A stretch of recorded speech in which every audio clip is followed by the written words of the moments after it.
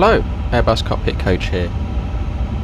You're joining me in the cockpit of the Inibuilds Airbus A350, and in this video we're going to run through the pre-departure FMS setup. Some aspects of the setup I have already covered in the preliminary cockpit setup videos, so it's worth also taking a look at those.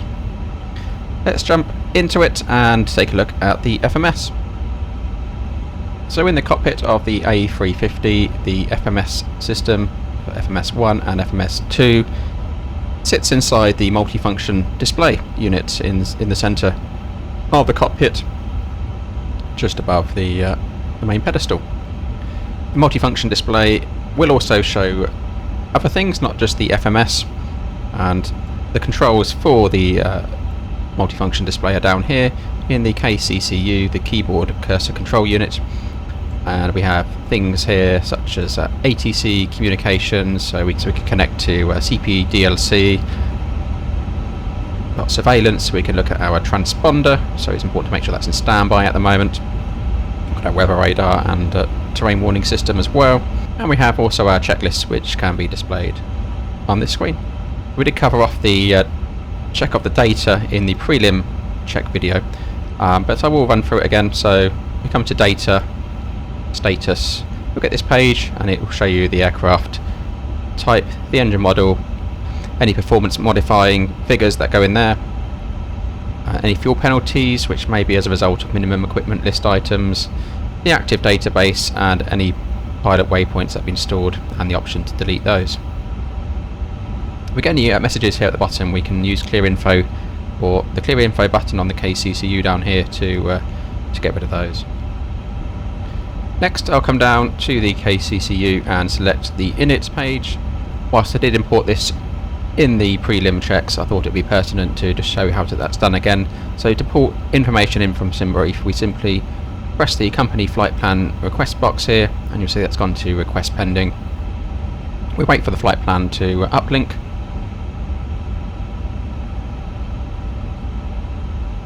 And it's now received, so we select that again and we go to insert, and we've got all our details here. Now we want to cross-check this information. We could look at the OIS screen over here. However, there's a handy feature of the A350 which means we can just flip between the two here using the captain OIS on center. So I can save switching the camera around basically. So with Speedbird 1, Heathrow to JFK with an alternate of Philadelphia. So we'll just check that out. Speedbird 1, JFK, Philadelphia is the alternate. Cruising at 350, it's minus 58. We've got minus 53 here. I want to change that to minus 58. Once you click on a box, you can use the left control key, which makes the keyboard active. Your actual hardware keyboard external to the simulator, so you can type directly in using your keyboard various figures. Struggling though, however, to use the minus in there, so for some reason it won't let me do that.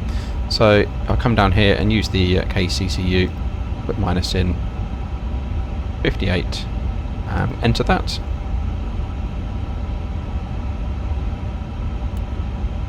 Throttle pause is 38225.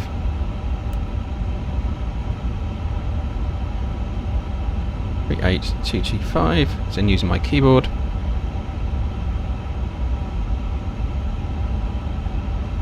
Enter that. Cost index 200, that's in. Company wind request, so we'll pull that information in. Received, and we can then insert. We can view those. We've got winds in for the climb and descent. Back on the init page, so we've got a trip wind headwind component of 43 knots. Got 42 here. We could adjust that down. 042, enter. So that's the top part of the information cross-checked, the wind's pulled in, and now we want to follow this little flow here. So it's all in line, so in terms of things we want to check. So first of all we click on IRS, making sure they're all aligned and deviation is within tolerances, which they are. Which is good. We can return. We can look at our departure. So we go back to our flight plan. We're expecting to leave from 9 right on the Glasgow 2 Juliet. So runway 09 right, Glasgow 2 Juliet. No transition. We can insert that and insert temporary, and then we can push in our arrival as well into JFK. It's the departure 3 into 22 right. So we click on JFK there at the bottom, runway 22 right. We'll do the ILS. It's departure 3 arrival. Can put a transition in if you want, and we'll insert that as well. So once we've got the departure information in, we want to check that against the charts and make sure that's all accurate. We can bring up the flight plan page here. We can also bring up the terminal charts. There's a departure. Find the Glasgow departure. There it is. And that, zoom out a little bit, so we can see we've got a stop climb at 6,000 there. We've got our routing, so we can cross-check against that. So we're looking at the various waypoints, the restrictions, any speed restrictions, standard speed. So we'll check that against the flight plan. And we can come up here as well, cross-checking that route. We can turn the constraints on so we can see that information there. So +4 at 42 Bravo, 253 Alpha +5, and then to 6. So yeah, it's above 4, above 5, and 6. That's level at 6, that's correct. And we zoom out a little bit more. We can perhaps scroll up there, make that a bit clearer using these arrows.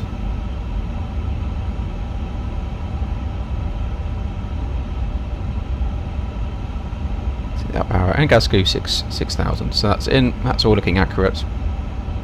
That's a check we will always make, no matter which aircraft you're flying.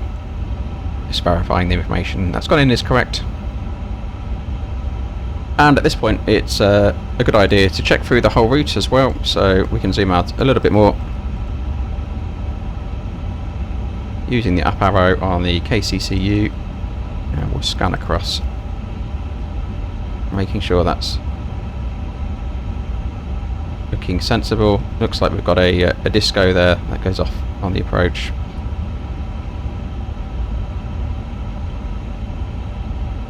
Yeah, so it's a manual vector in that we need for the ILS. That makes sense. I'm happy with that.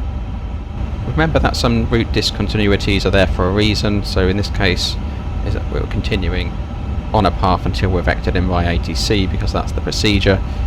Others are there just to remind pilots to say, actually, you need to take an action here. You either need to enter a hold, for example, or request an instruction from ATC on next steps. Coming back to the INIT page, we've got our nav aid section. These are auto-tuned, and there's usually not too much reason to adjust, but we can, of course, alter these if there's anything specific we need for an engine out procedure, for example. So we can review these, and it's simply a question of clicking on them and entering whichever VOR or frequency you want to tune for your departure. Back on the INIT page, we can come to the fuel and load page, and this is where we'd certainly need to enter all the values in orange and cross-check the data once it populates. To get this data, we can come to the OIS screen. So our zero fuel weight 186.4, 186. Oh, That's it. Left control 186.4. Enter, and that's gone in. A zero fuel weight centre of gravity is 29.68, so I'll round that up 29.7. 29.7. Then we want to enter our block fuel, 60 tonnes.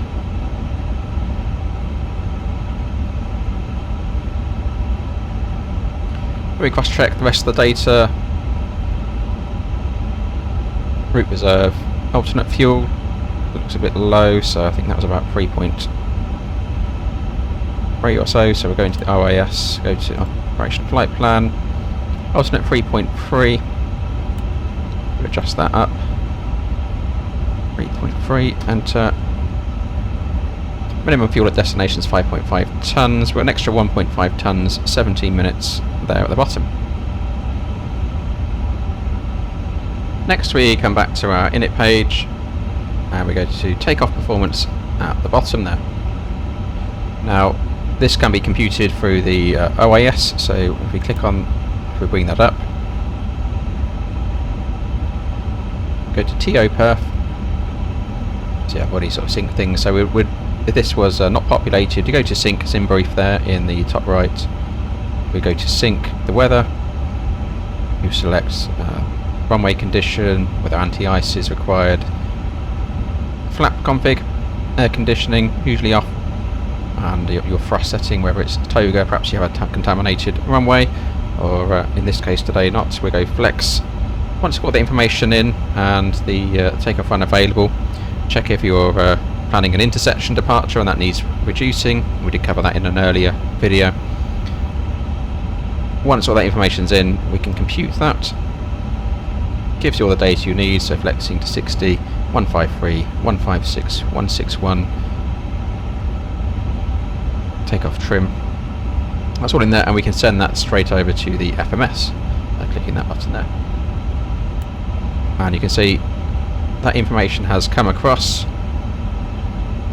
Need to cross-check that, of course. And we want to confirm the speeds, 153, 156, 161. Yep, that's correct. Confirm speeds.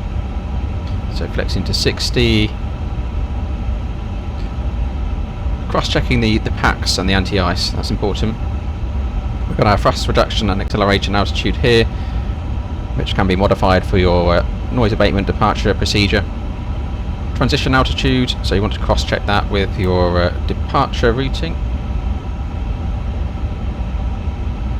Transition altitude 6,000 there, that's at the top.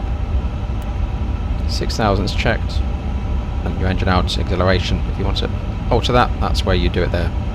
If you have entered a intersection departure and reduced your takeoff unavailable, you want to put in the takeoff shift as well, so basically how much runway is behind you. So if we were using an intersection that was 300 meters down the runway, you would put in 300 meters, for example. That's there for reference. Next we come to the climb page. We want auto derate thrust. Make sure that's in there. And if you need to pre-select a speed upon departure, particularly if you've got an early tight turn, this is something I would often do in the real world, is pre-select a low speed, perhaps keep flaps 1 out. So that's what that box is there. So the aircraft is not accelerating straight up to 250 knots. So we can maintain a tight turn and stay on course. So you can pre-select a speed for the departure there. Then we come down to the position monitor page, POS monitor at the bottom there. And we can put our bearing to the runway, so Echo Golf Lima Lima 09 right, enter, and they'll give us our bearing and distance to the runway for quick reference should we need it for a emergency return. Next we go to the flight plan page, selecting flight plan info, and then we can put in our fix info, so very similar to the MCDU you may have come across with the Airbus A350 series of aircraft.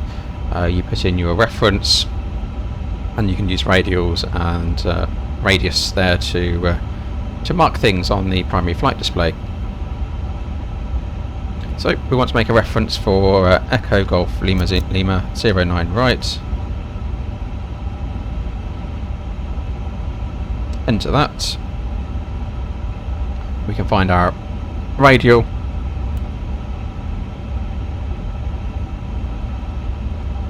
There's the airport page. 089. It's there. It's got the bearing.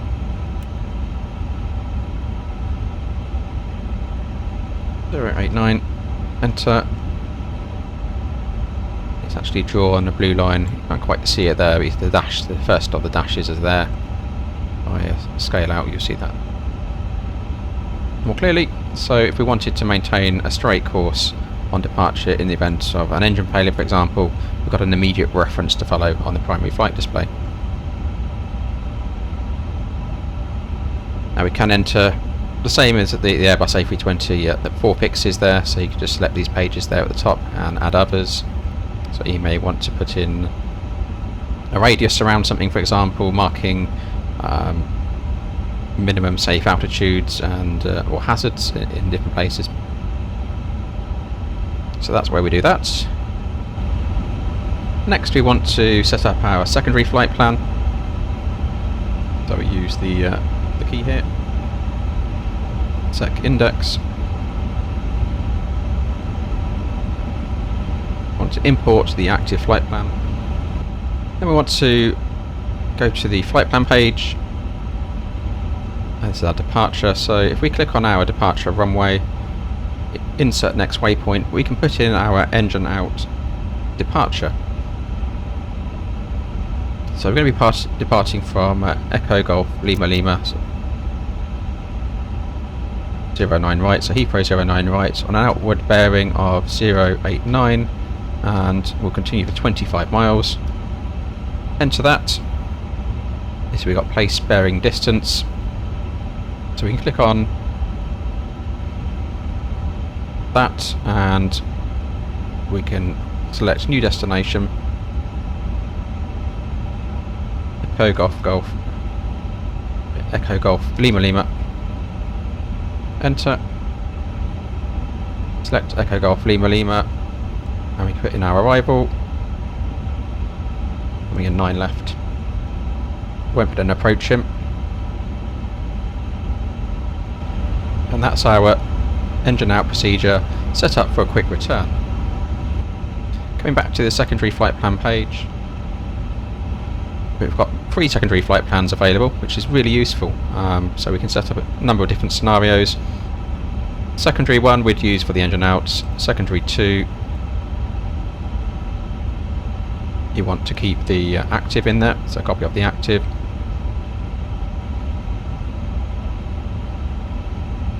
Insert.